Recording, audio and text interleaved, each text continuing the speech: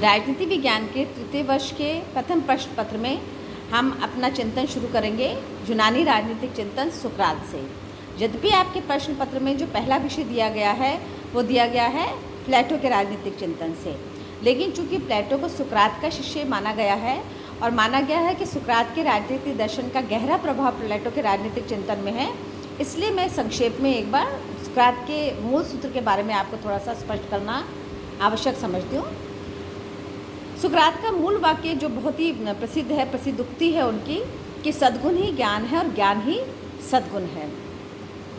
चूँकि प्लेटो सुकरात के शिष्य थे, उन्होंने इनके इस मूल मंत्र को ही अपना एक दार्शनिक सूत्र बना लिया और इसी को व्यवहारिक समस्याओं के समाधान के लिए प्रयुक्त करने का प्रयास किया, जिसका सीधा सा आशय ये है कि यदि व्यक्ति में सद्गुण है तो वो ज्ञान प्राप्ति की ओर अग्रसर होगा, ज्ञान उसे आकर्षित करेगा, वो ज्ञान के लिए जिज्ञासु होगा। और यदि व्यक्ति में ज्ञान की पिपासा है तब स्वतः ही वह सद्गुणी होगा, सद्गुणों की अवहेलना नहीं कर सकता है। ये ठीक उसी प्रकार का है जैसे ही हम भारतीय राजनीतिक चिंतन परंपरा में कहते हैं, दार्शनिक परंपरा में कहते हैं कि सत्य ही ईश्वर है, ईश्वर ही सत्य है। अर्थात यदि आपने सत्य को प्राप्त कर लिया तो आप स्वतः ही ईश्वर तक पहुंच जाएंगे, और यदि आपने ईश्वर को प्राप्त कर लिया तो आप स्वतः ही सत्य तक पहुंच जाएंगे। ठीक उसी प्रकार यदि आप सद्गुणी हैं तो आप ज्ञान की ओर अग्रसर हो जाएंगे, और अगर आप ज्ञानवान हैं तो आप स्वतः ही सद्गुण की ओर प्रवृत्त हो जाएंगे। तत्कालीन ग्रीक नगर राज्य छोटे छोटे नगर राज्य थे, जिसमें एथेंस और स्पार्टा उनके मूल नगरों के रूप में राजनीतिक चिंतन में उनकी समस्याओं को प्रतिबिंबित करते हैं। प्लेटो ने यह माना कि इस सूक्ति के आधार पर आदर्श राज्य एवं आदर्श मानव के द्वंद्व को स्पष्ट किया जा सकता है।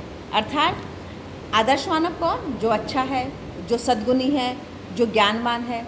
तो जो ज्ञानवान है, जो अच्छा है, जो सद्गुणी है, वही क्या बना सकता है?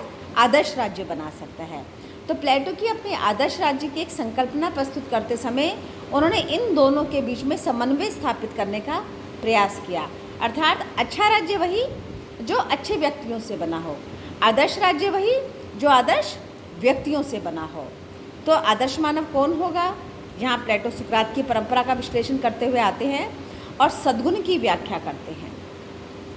सद्गुण की व्याख्या उनके अनुसार सद्गुण कौन सा है? जो ज्ञान पर आधारित है। और ज्ञान क्या है? जो आप में किसी उस विशेष कौशल को प्रतिबिंबित करता है जो आप में प्रकृतिदत्त है, जो आप में प्राकृतिक रूप से विद्यमान है। प्लेटो की ये मूल संकल्पना थी कि प्रत्येक व्यक्ति में कोई ना कोई मूल सद्गुण निहित होता है। यद्यपि अन्य सद्गुण भी होते हैं, लेकिन कोई एक मूल सद्गुण होता है जो उसके व्यक्तित्व को परिभाषित करता है, और उस सद्गुण का सीधा संबंध किससे होता है? कौशल से होता है। लेकिन इस कौशल को परिष्कृत करने के लिए क्या चाहिए होता है? प्रशिक्षण चाहिए होता है। आगे उसको स्पष्ट करेंगे जब हम लंबा एक पूरा चार्ट बना के स्पष्ट करेंगे। तो प्लेटो ने अपने इस मूल गुरु की उक्ति को जिस अपनी रचना में प्रस्तुत किया वो संवाद शैली के आधार पर प्रस्तुत करने का आशय होता है कि उन्होंने विभिन्न पात्रों के माध्यम से तत्कालीन नगर राज्यों की समस्याओं को प्रस्तुत किया, विभिन्न पात्रों के माध्यम से उसकी व्याख्या की, और विभिन्न पात्रों के आपस में संवाद के द्वारा उनका समाधान भी प्रस्तुत किया। तो प्लेटो की जो मूल रचना है रिपब्लिक, वो किस पर आधारित है? वो संवाद शैली पर आधारित है, और इसी संवाद शैली पर आधारित आदर्श राज्य की संकल्पना उन्होंने प्रस्तुत की। उसके सर्वोच्च स्तर पर, सबसे ऊपरी स्तर पर कौन है? दार्शनिक शासक। प्लेटो ने दार्शनिक शासक की एक स्पष्ट परिकल्पना प्रस्तुत की है कि दार्शनिक शासक कौन हो, कैसा हो, उसकी सीमाएं क्या हैं, उसके कार्य क्या है, और वही उसकी सर्वोच्च या सर्वोत्तम अवस्था मानी जाएगी। वस्तुतः समाज एवं व्यक्ति के संबंध को, समाज एवं व्यक्ति के समन्वय को स्पष्ट करने की सुकरात की जो दार्शनिक परंपरा थी, उसको रिपब्लिक में आदर्श राज्य की अवधारणा के रूप में प्लेटो ने प्रस्तुत करने का प्रयास किया है, और व्यवहारिक रूप से नगर राज्यों की समस्याओं का विश्लेषण किया है, जिससे कि उन्हें स्पष्ट किया जा सके या उनका समाधान निकाला जा सके।